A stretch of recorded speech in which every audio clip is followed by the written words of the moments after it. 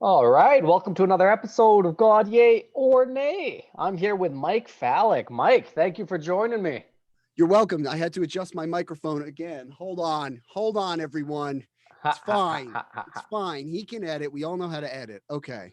What's up? What's this? Yes. Hi. Hey, buddy. Thanks for joining me, man. I'm looking forward to this podcast. One thing I really was looking forward to, you come from a background like pretty much identical to mine in improv and stand up. And then you got into making all these documentaries, which I was watching on your website. They're like really cool. Thank you. Maybe give my audience just like a little bit of your background, where you're from, and like how you got into like making these documentaries. I'm from New Jersey. I grew up in the shadow of the New York stand-up scene. I started doing stand-up fairly young. Um, kind of felt the format was a little I could do more than just that format.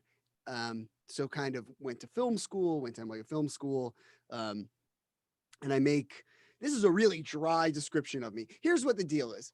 I like Crocodile Hunter and I liked Dane Cook. Get off my back. Ha He's ha ha fine. ha ha ha ha. Good Ha. stand up, you know.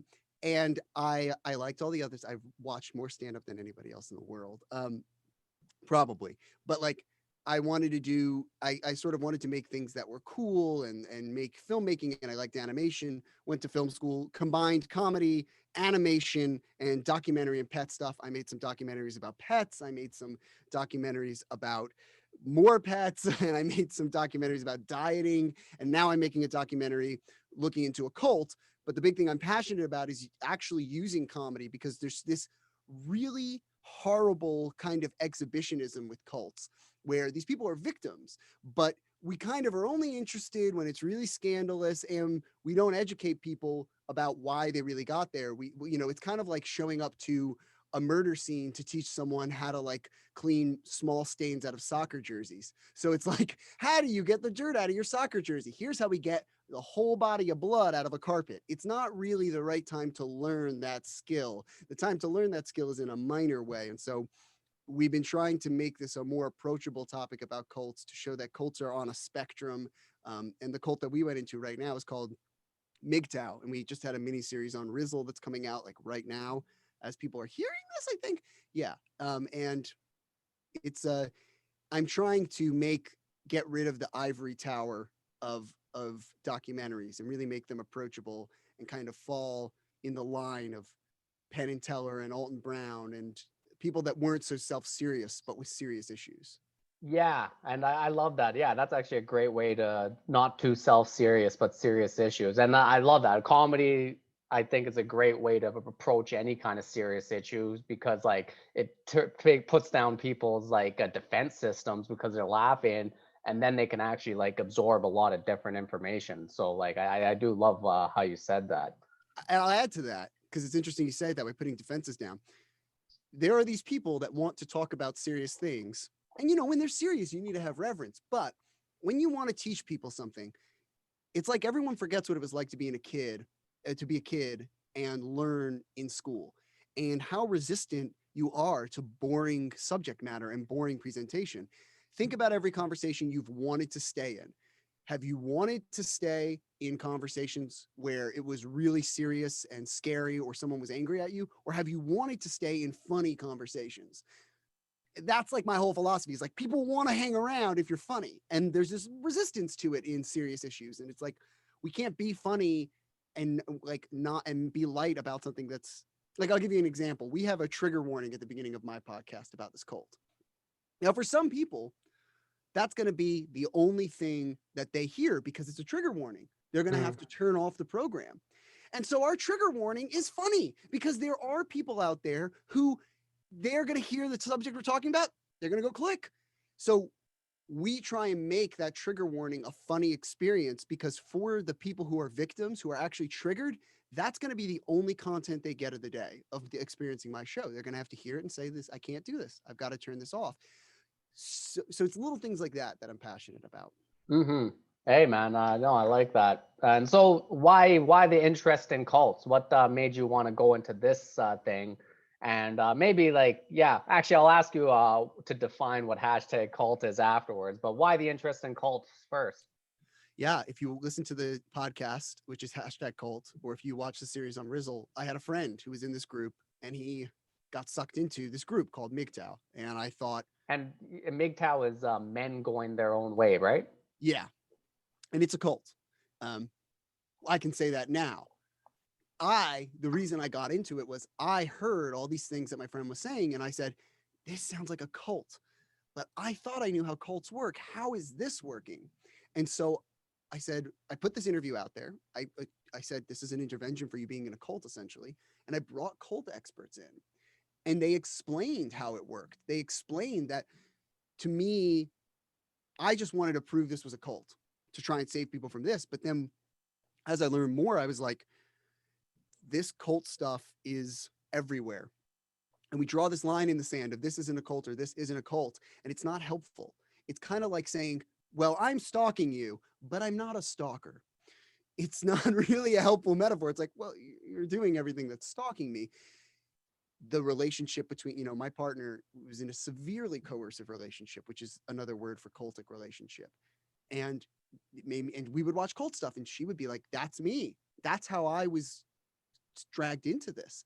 And then to talk to experts and then be like, yeah, that's exactly how it works. It's the same exact mechanisms. To then ask people, if you ask people about cults, like, hey, did you ever have a relationship where this thing happened, or you were kind of sucked in, and you describe what a cult is to someone, your mind starts getting blown because you're like, everyone answers yes. Mm. Almost everyone has something that they're like, yeah, that was weird. And it's not about, hailing aliens from outer space or all those sort of things. It's about one-on-one relationships that coerce you into an us versus them, an isolated mentality. We call it, our definition of cult is unbridled control of another person. And when you start to hear that definition, and that's, this isn't just me. I always hate when journalists come on stuff and they're like, I made a movie about it, so now I'm an expert. No, I talked to PhDs, people who dedicated their whole lives to this. And this is where I'm trying to pass the story on. It starts to be like, wow, this is minor stuff that happens every day. Who is trying to control me? Was this X trying to control everything I do? Was this abusive relationship was my workplace trying to get me to do that? Was this friend that was using me for certain stuff trying to do that? Was my gym? I talked about on the show my experience with a yoga cult. Unbridled control of another person. It's everywhere. I thrive on these things that are everywhere, but no one's understanding or talking about them. Yeah, okay. This is great, man. So yeah, and I like how you said the us versus them like mindset, because that's something we're just like seeing so much these days. Like, and you're right, it's like unbridled control over something. How like that mindset, how much control can you get over somebody's mind when you give them that kind of mindset, because it puts them in that fear state, right? I have a question for you now that you pointed out us versus them, because we both have done stand up, both live in that world. One of the issues that come up is like, oh, I'm a comedian, the us versus them of I'm a comedian who doesn't say certain things, and I'm a comedian who does say certain things. And I feel like there's this idea of like, where's the togetherness of like just comedians who disagree being together? I feel like that's like a big one in comedy. Do you And feel you that know way? what? I think most comedians disagree, and most comedians aren't on any of that side. They just want to do comedy and like, like man, I see it like because I moved to Toronto a few years back, Mm, and when you come into a new city, it's like a big city, it has like a pretty damn big scene. And like, I'm kind of an outsider. And like for me, I'm like, I just want to go to every show. I just want to like perform. I love performing. I don't care who I'm performing with. It's nice to perform for different audiences. But then you do see there's this us versus them culture where there's just like different sides who are just like, no, this is the only type of comedy we do. And like, those people want to censor us, or those people want to, or those people are too like hardcore or edgy or yeah. racist or whatever, and everybody gets this like, it's only two sides you have to be on, where it's just like, hey, like, I don't know. For me, I was just like, I just wanted to be in the middle and perform. And yeah, it didn't bother me too much. Well, it's tough too, right? Because there are some comedians who are like just spreading hate and they just call themselves comedians, right? Hmm. But but at the same time, you should be trying to find, in my opinion, I don't know, I want to bounce this off you. I always felt like you should be trying to find the people you disagree with the most that you can have a civil conversation with, I you love know? that. Yeah. No, I agree with that That's where completely. comedy's from. You talk Hmm. about school, hating school. The reason the class clown works and any idiot can be a class clown is because you are in the school, the teacher's not going to hit you and they're not going to shoot you. So it makes for a great scene to disagree with the teacher, who your disagreement is they're boring, and agree with the students who also agree that they're boring. And the teacher has to cooperate with you. It's the reason that the class clown model does work for many years before it becomes annoying, is because it's like a togetherness where we disagree, but we're cooperating in our disagreement, you know? Yeah, and also it kind of takes away the whole power of comedy because like you just said, that's kind of the power of comedy, is to be able to see an idea that you really dislike and be able to be like, hey, I'm gonna freaking prove that idea wrong in like a funny way. And like you immediately get the whole audience on your side for if you can make them laugh and prove that idea wrong at the same time, you immediately get the whole audience on your side. And it's like that's where the power of comedy comes into. So like the whole idea of like, I just don't want to be around those people, like that whole idea, I've always like just didn't like it. But you're right, like all the people in the middle, we're silent. We don't talk about this that much.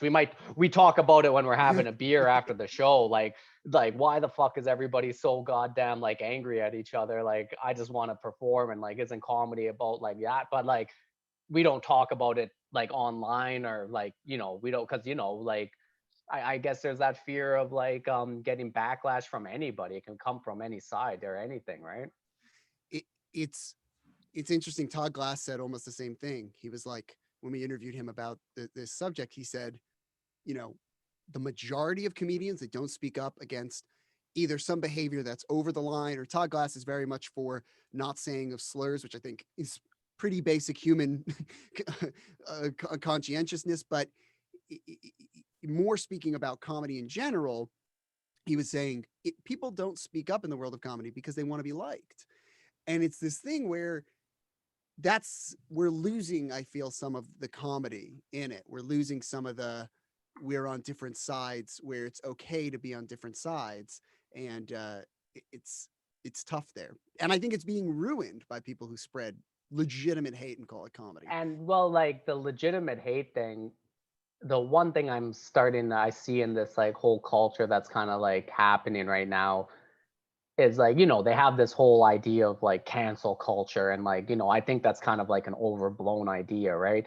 But like people start saying like, oh no, we're getting canceled, and like and like now all of a sudden this has become a way to like launch your career. I actually made a bit about this just a little while ago, but like now Do I it. see all these shitty like Let's Byron Allen it. Do the bit. Come on, I let's would hear have the to bit. look up the jokes, my bad. But Oh, like, honestly, like, how many comedians do you see like now that are like, especially like who are just not very good comedians? They're trying to launch their career by trying to get canceled by just saying the most hateful shit online. yeah. And like you're just like you're trying to like rather than trying to get funnier, rather than trying to get deeper ideas, rather than like growing as an artist, you're trying to say the most shocking shit just so you get a backlash, just so you can claim the victim at that backlash, so you can Wow. hopefully get hopefully get that cancel culture, whatever that the audience is out there. There is a demographic for it out there. Well, that was so we can get into what a hashtag cult is now that now I feel like I'm running your show. But I think that before you and I, because like stand-ups and people in comedy can talk about comedy forever. But I mean, maybe people enjoy it. But if I would love to talk about this in the context of a hashtag cult. Do you mind if I And talk yeah, about and please explain to my audience what a hashtag cult is so they understand. hashtag cults are groups that hide in plain sight on the internet? Here's how it works. Instead of saying, this is our website and we believe XYZ, this is our organization and we believe XYZ, the group primarily exists in the use of code words, such as hashtags, such as searchable terms, that allow them to talk about their subject matter on lots of platforms and not get attention for how hateful or how controversial or how, you know, bad it is as an organization. Bat shit crazy, I think you were trying to say. That's the clinical term that the doctors told me. So they they do this by hiding in a hashtag, and then it makes it so that you can be on your Instagram, go to a Facebook group. This is a thing that I did recently because I don't really like Facebook, and so I don't use it that much. But not for any. I just don't like the look of it. It looks cheap. It looks like a newspaper. I don't know. It just puts me on edge. It looks like a rat. It looks like the digital version of like those weird free magazines and newspapers you would see in like small towns and places. Like, don't touch Yeah, that. actually, Don't I read see that. what you're, I see um, what you're saying. so go into a big Facebook group of like artists or people that make stuff or whatever, and search MGTOW. You'll find someone. You'll find someone who's in there who's trying to find other people, and it makes it a scary place to be on the internet. MGTOW is a offshoot of what we call red pill cults, which are people that believe women are inherently controlling society and inherently evil. And we call them cults. We're the first documentary to an investigation really to bring cult experts to this group and say, hey, here's this group.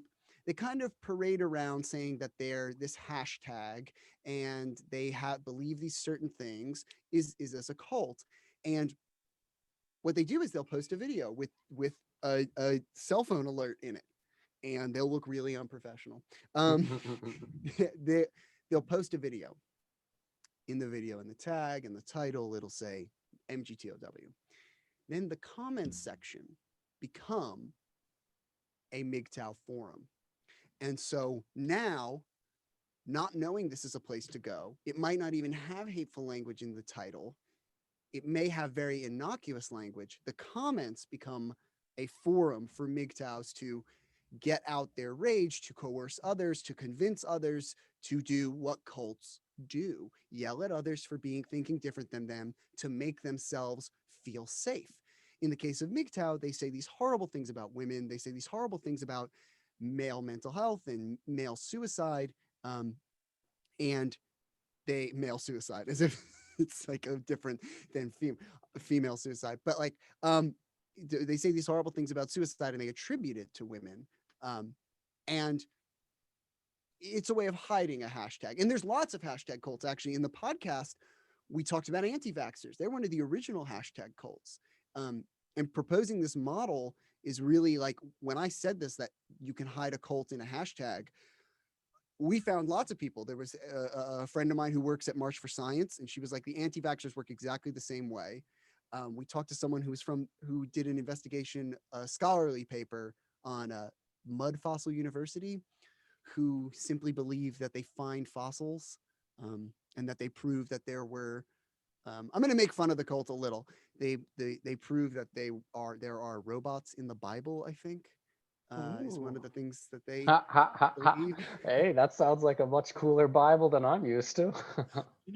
Where are the dragons and robots in my Bible? So this model exists. Of course, QAnon, people brought it up. But I don't talk about things I haven't investigated. I don't really know too much about QAnon, not because the information isn't out there. I believe in pure journalism, and I only learn it if it comes into the investigation, if I bring it into the investigation. So that's one that's been attributed to it, that grew only using a hashtag. And people would say that to me as I was making up that term. This was, a year or so ago, 2 years, I think now. But that's what a hashtag cult is it just uses a hashtag. It's really simple. And once you start to learn them, once you start to learn their terms, you then see the indoctrination, because MGTOW is the big hashtag, but then there's AWOLT, all women are like that, and all these different blue pill, red pill, all these different things that over time you start at one topic, but get indoctrinated through terms to Google and things to get you all the way further into the cult. So I think that basically describes what a hashtag cult is. Yeah, no kidding. And yeah, so a hashtag, like I guess I see this, and like the reason they use hashtags, you're saying, is because like this is the way to kind of hide them, right? Like you're not out in plain sight, because if you're out in plain sight, that's where you get the scrutiny, and like you might even get like actual like shut down or something if you're like actually breaking all those rules. Is that kind of what you're saying? Totally. And additionally, cults are based on secrecy. Cults are always based on secrecy. It's not secrecy maybe the way that you might think of cults in a movie, like, oh, like we have an underground bunker and that's where we keep the monkey's paw that controls the moon. Like, it's more like It's more like isolation. That's how cults get, because you can't believe something that's so ridiculous, like women are genetically predisposed to steal money, if you're not isolated from people that know women, from women. So you can't believe that, you can jump on the Hale Bopp comet if you are not isolated from people that don't think something like that. So there's two folds of it. You want to be isolated. You don't want the attention, so that, and the experts talk about this at length in the things that we've made. It allows a manipulator to, at the end of it, you can list a million reasons as to why that's beneficial to a cult, but isolation and secrecy make you feel righteous. They make you feel like people don't know about our quest. And of course, they reject us whenever we come out to the world, because if we were to tell people about this, oh, they'd never believe you. They'd reject you. It makes them feel like important and self-important and holier than thou, because it's like not everyone knows about this. But all these things add up, and there's a million ways cults use them to make you easier for a manipulator to go, yeah, I will coerce you and you'll stay in here. There's less outside influence. And that's really all this stuff is. So it's worked for MGTOW. MGTOW comes from red pill and incels, which is an idea as is known now. Incel was started by a female comedian as a joke, and it's become It a was word. started by a female comedian as a joke. She was talking about her life, her dating life, to say, oh, I made up this term. It's Googleable. Like So look her. involuntary celibate. Is that what it was? Yes. So the idea is from there, that word was kind of co-opted by lots of different people to red pill cults, which red pill was the first movement off of that, because people started to learn that incel were these very angry, very misogynistic, hateful people. And to this day, we talk about MGTOW, which is a totally different cult than incel, which is totally a separate entity on the internet. They have infighting. They actually make fun of incels. They use incels to prove that their thing is better. There's this whole world of the cults fighting against each other. And still to this day, when we say MGTOW, incel will get the higher thing. And if incel isn't written on their forums, and if they say we hate incel, boom, you've got a new word. People don't think you're the bad guys. You're allowed to exist. You can say, we're not this organization. We're some other organization. And it looks like it's different, but it's not. And that's it's been working. It works time and time again. MGTOW gets, if you look it up, MGTOW gets mentioned.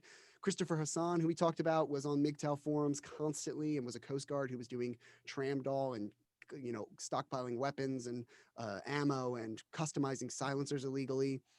He was on MGTOW. It gets dropped down. It turns into men's rights. It turns into these things. Every time you say incel instead of MGTOW, every time you say men's rights instead of red pill, you're not giving the victims of these individual cults their day. You're not letting the victims feel like this happened to me. It's a little bit like saying abuse rather than, Dave was abused by Gary. It's a little bit like saying Dave comes to you and says, Gary's hitting me and I can't leave. I love him. I'm scared. And you go and you start talking about abuse. It's like, well, I'm talking about Gary. Okay. Like we can talk about that situation. And so it's worked. It's worked to hide them as a hashtag. People Yeah. don't see it as objectively a cult anymore. So like I guess like the way you were talking about like cults and like this us versus them mindset. So this MGTOW movement, obviously like the us versus them is kind of like a very sexist ideology against women. So that's the them kind of thing. Yeah. And like, yeah, so like The gynocracy. yeah. So like you basically were saying like the reason you decided to investigate this cult in particular was kind of because your friend was kind of a part of it, and then you started noticing like changes in your friend. So can you kind of tell me like what kind of stuff was your friend starting to say that made you go like, hey, like are your alarm bells started going off like, hey, this is a little weird? Yeah. Firstly, the first thing that happened was the I didn't notice the cultish behavior initially. I noticed the anger, the frustration with the world in a way that made no sense. Comedians are often frustrated with the world. So that line between when other people have that line between I'm just frustrated and making a joke, as a comic, I'm often like, oh, like they're joking. You know what I mean? So when I hear people kind of really getting frustrated, at first I can kind of laugh it off. And so that went on a lot longer than I think even I realized. Because I'm a comic, I think someone's doing their little bit for me. So Hmm. I didn't think for a while, like, oh yeah, it's just a friend of mine. He knows I'm a comedian. He knows I'll let him do a little rant. Um, Over time, it became real anger towards things that was not going on, and real anger towards things that was like, this is not as big of a deal. And it started interfering with our plans, and it started becoming, they wouldn't do plans with me. They would make plans and get angry at me for being nice a lot of times, for being kind. Um, what started to come up was ideas like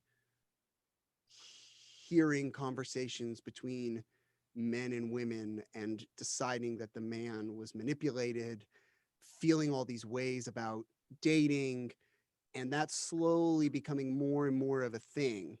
And kind of not knowing about this cult made me think I could give my friend advice on dating, made me think I could say, hey, what's going on with the situation. He's obviously straight, the majority of, or identifies as cis heterosexual, although that's kind of a point of the documentary we make, that perhaps that's one of the issues. Um, the, so I'm thinking, like, I'm straight. Talk to me about girl problems. We can talk about this, and I think that I'm calming my friend down.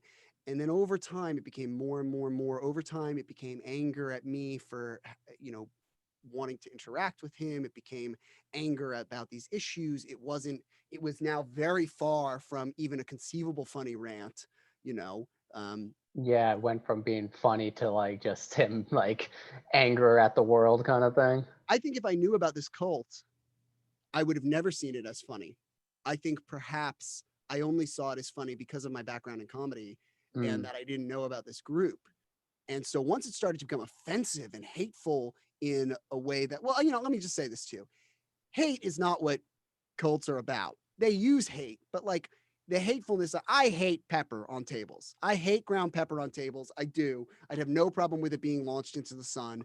I genuinely hate it. Hate can be funny. I think it was hate in a way that was illogical, that we all don't like. And it was like, you know, it became something ununderstandable. It became bigotry. It went from funny, like, oh, my dating life sucks, to, which I never think it was, to, Mhm. I then saw it as like, hold on. And then the pieces start to click and you go, that was only funny because I laughed at it. Uh, that rant that he made a year ago, that wasn't that funny. That was only funny because I was like, that, it starts to click in. And then it just straight up to not wanting to hang around me because I date women, because I Mhm. believe in heterosexual monogamy. Not even believe, I engage in it. It went that far because you engage in it. Like you're actually seen as an outsider now. Totally. The whole world is an outsider. And everything that I do is trying to drag him away from it, which of course it is, because he was horrible to hang around. And I Well, felt bad yeah, for my friend. that's a big point. You know what this is like everything you're just talking about there, what it kind of reminds me of is like a lot of people I've seen like I kind of see a parallel between that and like how people talk about immigration because like at first like people are talking about immigration and like there should be problems with immigration or legitimate conversations we should be able to have about it. Don't get me wrong, it's not all like one side or the other, but like when you see people get onto this like angry path about immigration, it slowly like spirals into them blaming every problem they have on immigrants, and you're just like, how do you even come to this conclusion? Like, I know what you're saying, like it gets to the point where it's so delusional and like you're just so far from reality that you're just kind of sitting there. And like the other thing is that anger, like you don't want to be around an angry person complaining about immigrants, especially that my dad immigrated to this country. I'm just kind of like, hey buddy. My grandparents too. Look, if you're not like the whole, most of the country is it doesn't matter. The point is that what it becomes is, that's a really, the thing that was really screwing us up. And we have to say this every single time is, use whatever issue you want, but we call it the long leash of misogyny. And we talk about it on the podcast a lot. I talk about it. This is my drum I never stop beating on. Um, The long leash of misogyny is we live in a culture where we live in a culture. What a D-bag I sound like. Okay, men are allowed to be as much pigs as they want, pretty much. And we accept it as, well, boys will be boys. I guess they think I should just be doing things that women do. And so we let them do that for a while. So it actually isn't because we can't do anything about it. So when someone starts to say things like women are genetically predisposed to steal money from men, it's not that much different than some misogynistic bullshit you heard from some dude at the office like a week ago. So take any issue. Why this gets confusing and what hashtag cults are great at is you take any issue where there's a hashtag cult present and you find a lot of tolerance towards bullshit, towards horrible meanness. So it's like, it's like immigration. Well, we just allow people to talk about different races all the time. So is it so weird when all of a sudden they start shouting about how people are ruining this country? No. Now, because we're so used to letting them go just a little bit. But I'll say this too, to an easier point to understand. For me, not to you. I'm sure you understand everything. I'm not. I have an art degree. It's not like I didn't have to read. But the easier point to me to understand is cults can be about anything. And scapegoating, which is a big function of cults, happens everywhere. You take, and we've all had this, Shakespeare, the lady doth protest too much. What is this really about? Are you really this upset about it? And for somebody coming from comedy, I love Lewis Black and some of what Sam Kinison said. I love that idea of anger being funny. Certainly Sam Kinison did that in his performance well. Yeah. He said some not so great things about women too, but that anger was something that he really made great. It's not about the anger. It's about the fact that, like you said, what is this actually about? And it can be about anything, but it's never about that thing. Yeah, and Never about that thing. no, and like with immigration, it's easy to see like that's for political power. That's why people are spreading these ideas. But like with this MGTOW cult thing that you're talking about, I'm kind of like I don't know much about it, but like even now with you explain it, I'm trying to figure out what's the what is is there people pulling the strings on there? Is there some sort of power they're trying to get, or is it just Well, like people? I'd push against what you just said from my experience. If someone is acting this way, it is not for political power. Yeah, no, When someone acts the way you're talking about immigration, it's not for political no, power. I'm talking about the people who spread the ideas. Like I get the victim, like the guy who has that, like I get he's not doing it for political power. I'm talking about the people at the top who spread those ideas are like where those ideas originate from. They're doing it to like for political power because then they can go like, hey, like I'm anti-immigrant, like vote for me or something like that. Some of them, but if they're caught up in this cult mentality, you don't know whether or not everyone is human. People with power are human.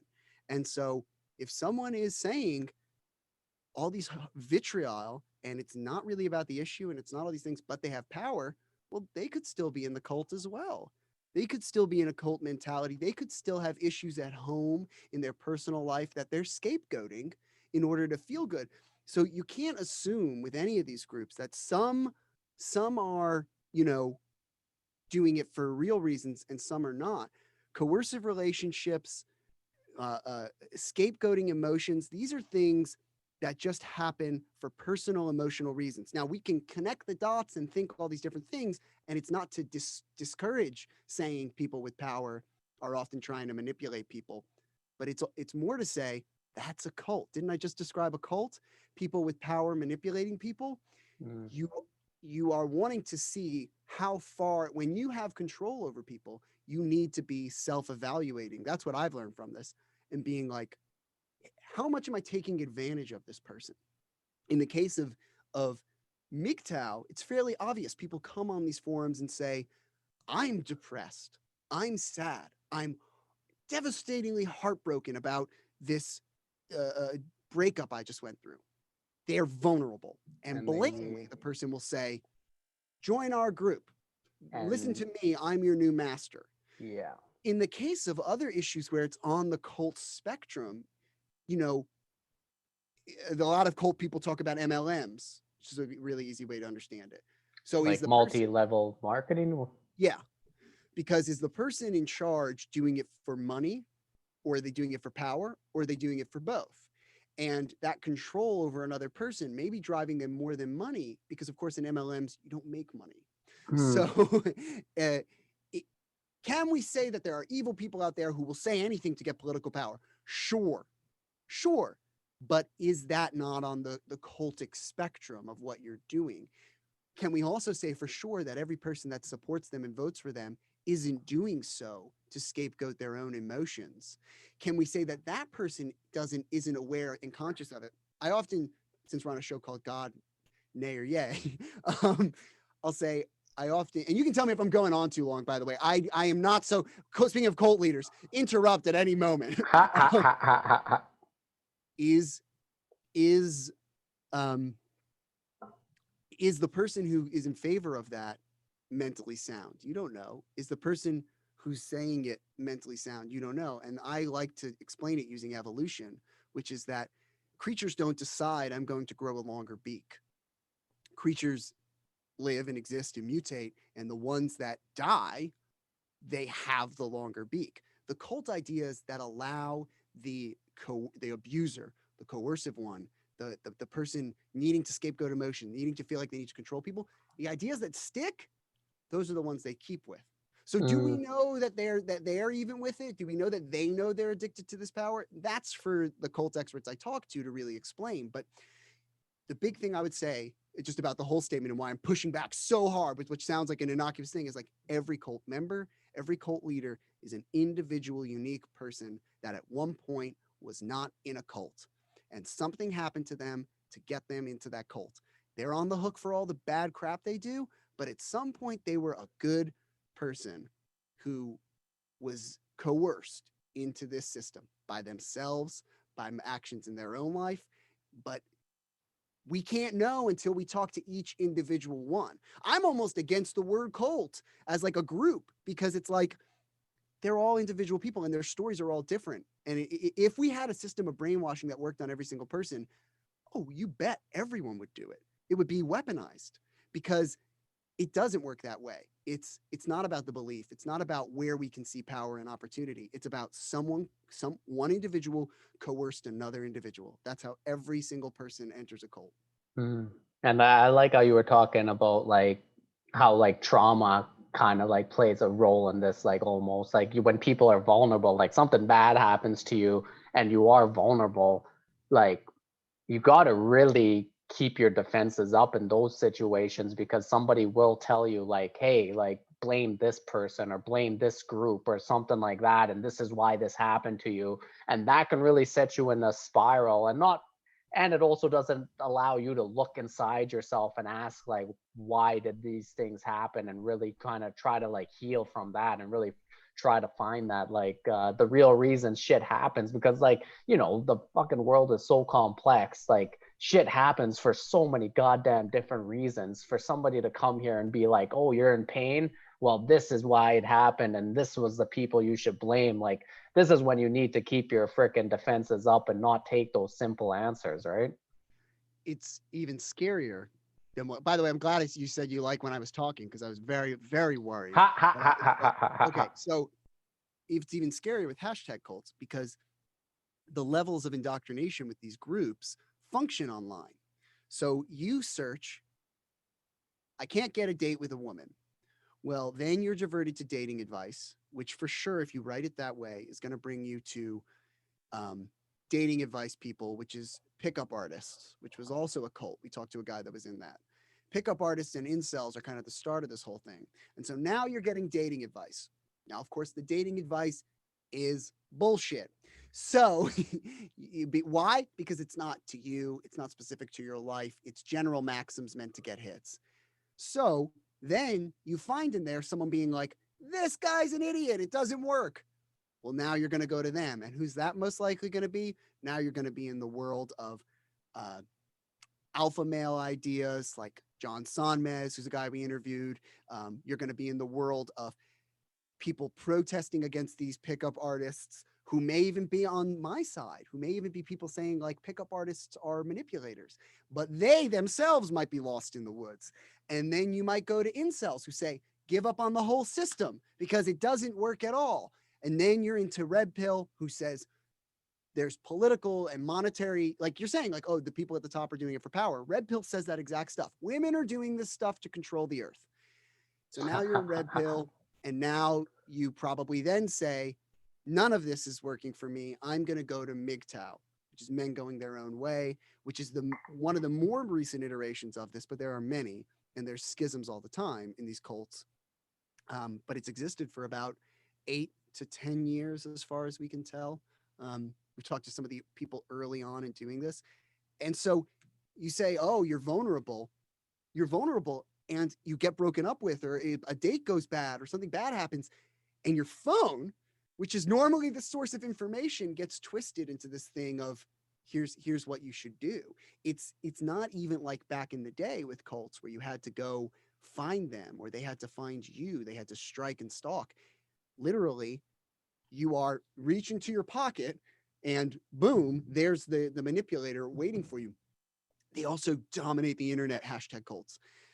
When you are wanting to get it to scapegoat from what we've seen, these people write like crazy. I've said this before. We've had videos with more comments than views. We had one video, the highest proportion was 300 comments and 100 views, because they write like crazy. And so they downvote things that are against them, and they upvote things that are in favor of them, and they comment on their posts like a cult, with cultish fervor, with fanatic fervor. So they have massive internet dominance. So if you say all women, I can't date women, they suck, well, you're gonna get these groups that spend all day getting out their aggression by writing on the internet. The cards are stacked against you. So, like, can I ask you then, like, how's your friend who originally got into this cult? How's he doing now? And also, like, when you get like, if, because like honestly, I've noticed a few of my friends, like not MGTOW, but like other kind of stuff where I'm just yeah, even like you were saying, like anti-vax and shit like that. But I've noticed a few of my friends that are going down like some shitty places, and I think it is because they're vulnerable and in like bad spots in their life. Like, how do we like talk them out of this? I don't even know. Is it talk them out of this? How do we even show them that like going down this place where you're just stuck in a spiral of anger is like a very unhealthy thing to do? It's interesting. So I talked to people about that exact question. Um, we talked to Rick Ross, who's a famous cult deprogrammer, and his process is interesting. He essentially says the program takes 3 whole days of time with him or whoever he's working with this person. If in the 3 whole days they can not leave, stay with the program, and not contact anyone outside of it, they have a pretty high success rate. If they contact someone in the cult in those 3 days, they have a 90% chance of going back into the cult. One communication in those 3 days, you have a 90% chance of going back in. We talked to Rachel Bernstein about what she does for these people leaving it. And to answer the question about why I bring up Rachel Bernstein in this instance, she's a therapist. She deals with people who are mostly out of leaving cults and need trauma. And they say, how do I get back to regular life? For me, the reason this was passionate was I had a line in the sand. I had a line in the sand that this person was now starting to really treat me horribly, affect my life in real ways. And I said, this is an intervention. If you can get it together, then I'd love to still be friends with you. But he was the one pushing me away. And quite frankly, the reason that I chose to talk about cult prevention and make it a big part of this is there are going to be, if you've never been around, I have OCD. I've known lots of people who have mental health things.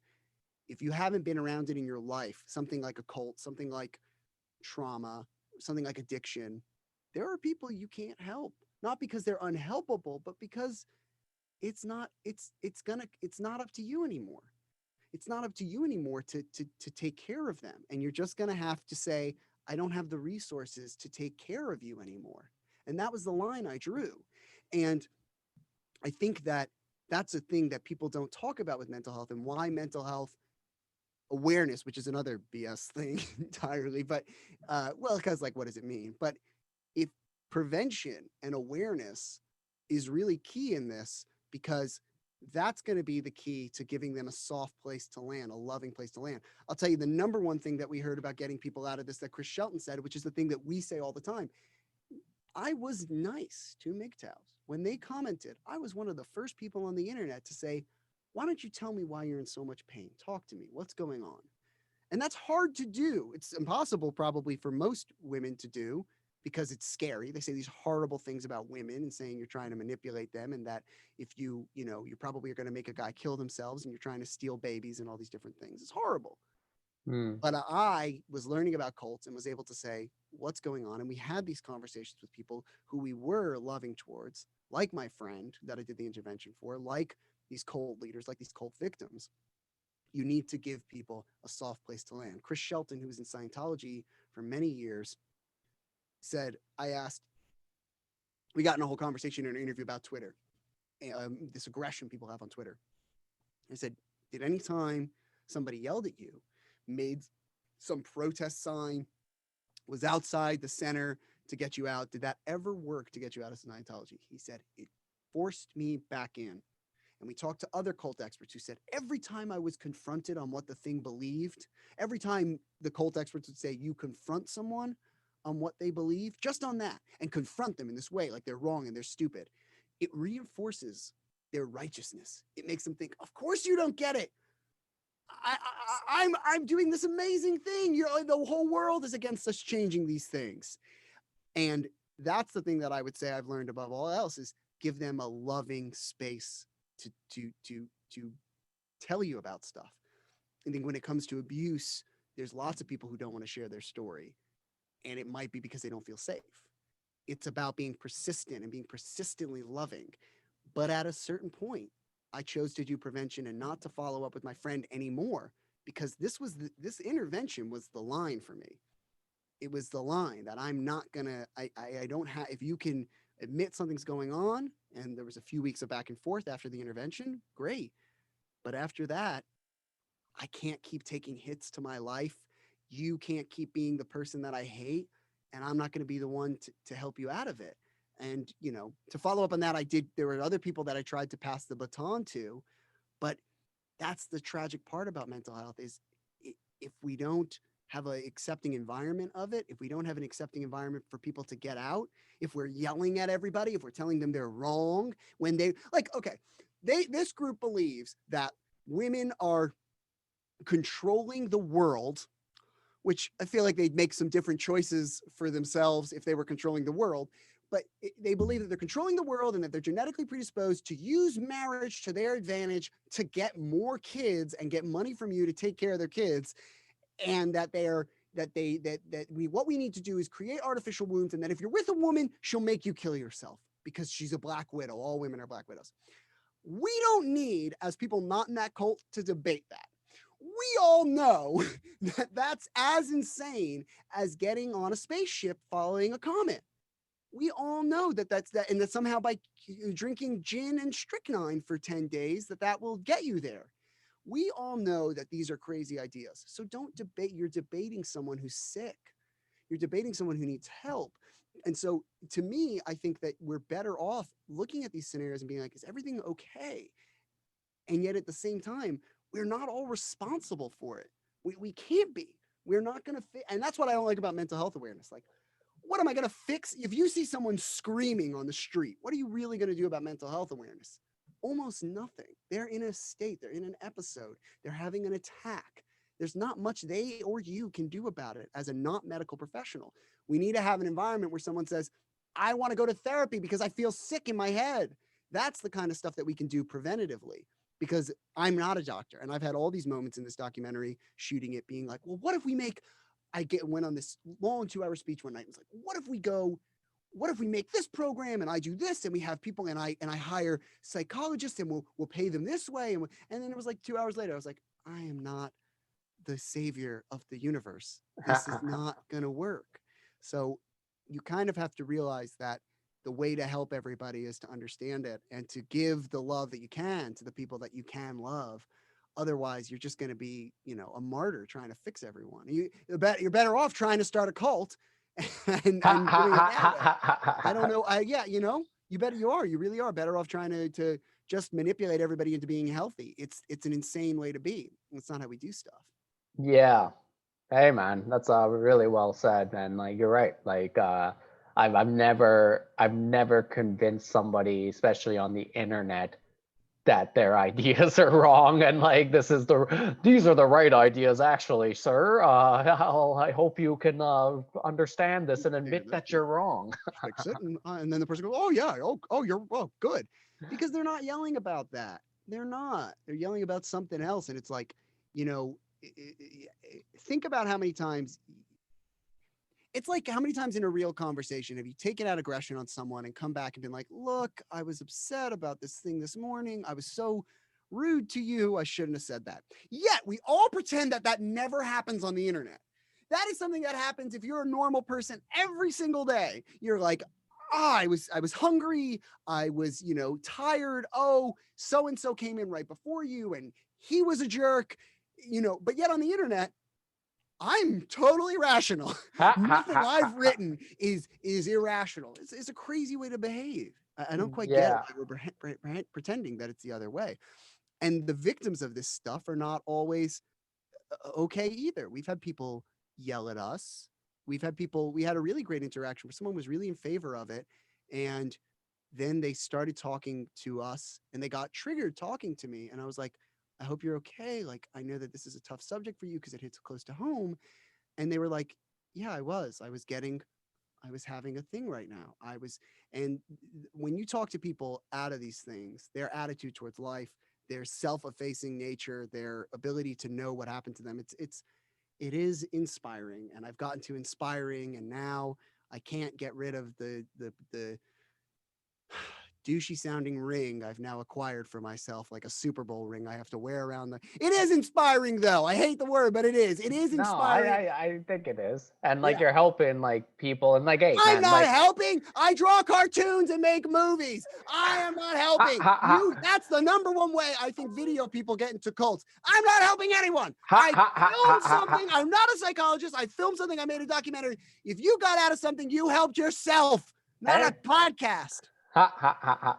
No, I know what you're saying. I know what you're saying. I honestly, what you said though, I think it is pretty helpful. I have to say though, like so like the way we're kind of like seeing how these things form, I think like how like I think a part of like people in the modern day, it's like a lot of us are very lonely and isolated, it seems. And like now with the lockdowns and shit, like do you think like this is like actually like contributing to people like going online and trying to find these communities online, and then all of a sudden they find these communities that pretty much just kind of tell them what they want to hear, or well, they tell them the easiest freaking answers, and and that kind of contributes to this shit.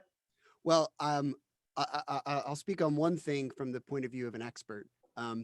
Rachel Bernstein, who's really been helpful in this project, is a cult therapist, works with families and things like that, and people that are in these things. Famously worked with Nexium people. She has said that her phone is off the hook every day. It's crazy. The lines are full. The appointments are full. Since the pandemic, it's made it worse.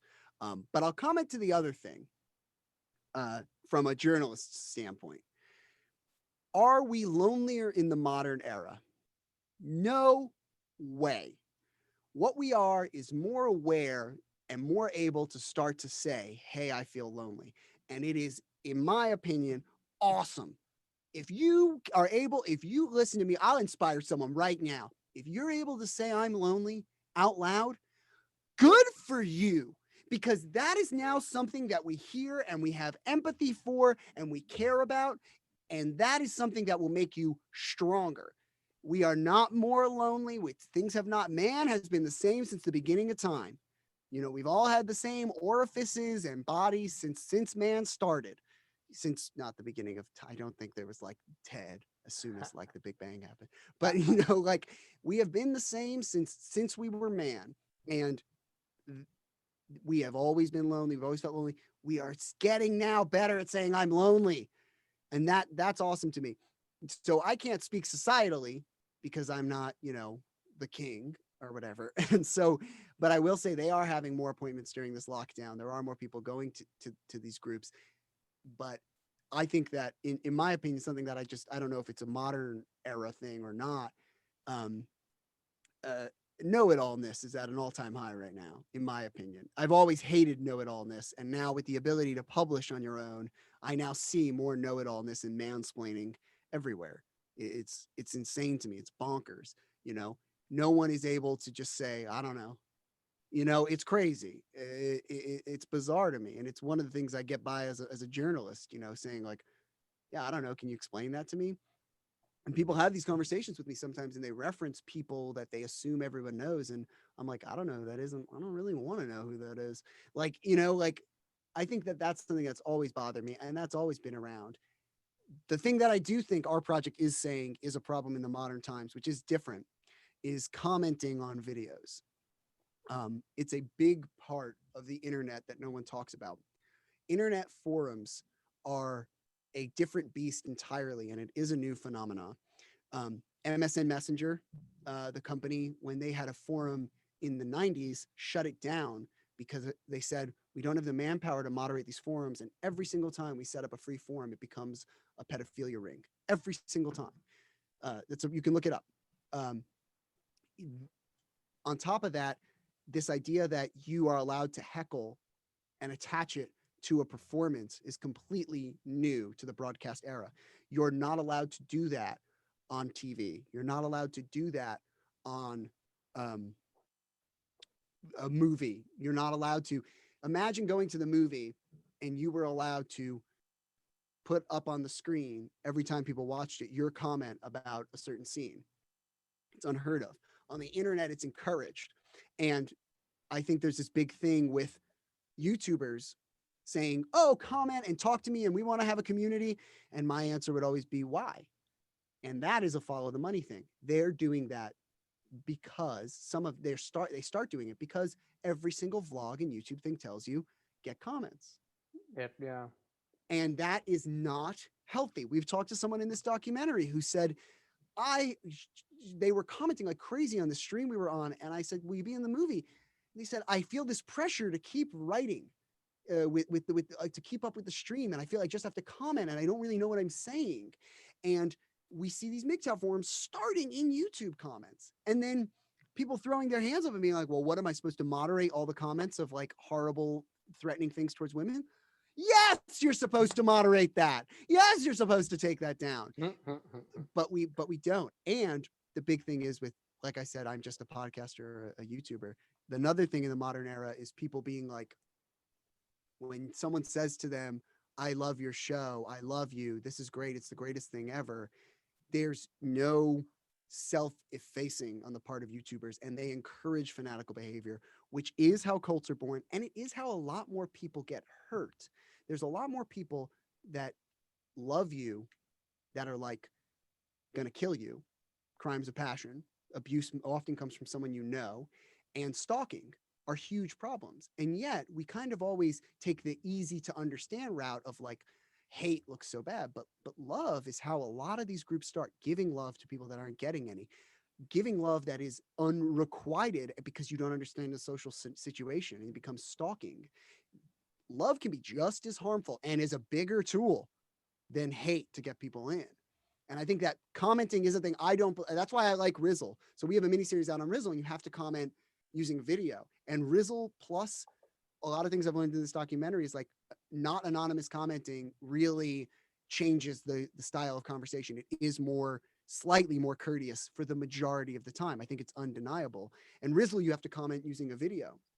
And so it's like actually a great app to be on for these types of things, because this commenting through text, this anonymous commenting through text, it just drives up cult-like behavior, drives up internet forum-like behavior. It's a problem. Yeah. Actually, I love that. And you're right. Like the anonymous commenting. Yep, you're right. Like I, you notice that on anything when people actually have their real like profile picture out there, their comments are usually a lot more rational. But all right, man. Like we've done our time, man, and this was a lot of fun. So interesting. Thanks for letting us know about this. I got one more question for you. It's the name I of the think I know what it podcast, is. so Yeah. I gotta drop it down. So Mike Fallek, God, yay or nay? Now, here's the problem. Here's the big problem I'm having. Look, I waxed philosophically about an abusive cult for about, I don't know, 7 hours now, it feels like. Do I make a joke or do I somehow impact people by not make this is the comedian's burden? You know, how many relationships end because nothing is serious? Okay, here's the thing though. I think that people answer this question too seriously, too much. Now, I'm gonna so then therefore I've chosen to break down the question using a comics premise. Okay, God, yay or nay? Yay or nay is a way of voting. So, what scenario would I be in to vote? Not in so either in a formal setting, the Senate I think uses yay or nay, right? Parliament uses yay or nay. I think like sororities and fraternities use yay or nay when they bring in members. So obviously the funniest one is if God is going to be in my fraternity. I was never in a fraternity, but I'm gonna okay. So God is rushing for that week, and we hung out with God. We did like shooters with God. We made God push like a big barrel naked across the quad. Honestly, honestly, if God's gonna be but God has to forgive me, right? To some extent. I don't know if he does. Which God is the problem? Voting him into the okay. Generally, you don't want to piss off gods, anything like that, to vote them. But he won't know it's me. They won't. They won't know it. Won't know that I'm the one that. But they'll know I didn't push for them. I don't really want any god in my fraternity. They don't seem like they're fun to party with. It seems like a problem. It seems like a lot of mythological stories involve God partying, and it doesn't really end well. I'm gonna have to say I'm not letting. If it's a secret vote, if it's truly a secret vote, and I'm friends with God on Facebook, and I can be like, I tried so hard, like you and I should hang out. I'm gonna say, hey, like, shit, he might be omniscient. Oh, they'll know I didn't vote. You have to. What choice do you have other than to vote a god or gods into your fraternity? If I can trick them, I guess if there's some gods that get tricked, they get deceived and they're tricked. A lot of them get tricked, but that seems like a lot. I'm okay. Look, here's what I do. I tell God that we increase the dues for the fraternity, and I might leave. I actually might leave the fraternity. So I'm not even sure if I'm going to vote, but I'm going to vote nay. That way I can hang out with you after I leave the fraternity. And so I'm going to say nay. I don't let God into my frat. All right, well, man, that's the most unique answer I've ever had to that question. So I have to Get say, I in. love that. Awesome. All right, Mike, this was so much fun. Tell people where you want them to get a hold of you. Anything you want to promote, please do it now. Everything is on Rizzle, rizzle.tv/u/morning, like in the morning. And Uh, Rizzle is like a new social media kind of app, right? it's a vertical format app. It's got a lot of like awesome creators on it. It's 1 minute only. It's just like a really cool place to actually get to like interact with other filmmakers and other ideas and things like that. Putting our stuff on there has been like a boon to the project. People are open to ideas. It is a really nice community. I think your fans would like it. I don't know, maybe not. Maybe you've got comments on Facebook I didn't see, but I think that it's a cool place to actually be. It's a video platform thing. If you're a comedian, or I'm sure there's a lot of comedians and podcasters that listen to this, it's just it's a cool place to be because people will actually want to interact with you. If I could say it in terms of cults, this is a place where you're not isolated and screaming and alone. There's people that will hang out and play with you on this app. Nice. And All me right, man. especially, tag me. Yeah, Please. yeah. Oh God. Ha, ha, ha, ha. And yeah, hashtag cult.org. Is that your website? That's the website. Everything's on there. Yeah, sweet. And yeah, there's like a lot of great videos to watch on there if you're interested in this stuff. Like it was a lot of fun checking those out. So Thank yeah, you. Mike, thanks so much for coming on. This was a lot of fun. This was awesome.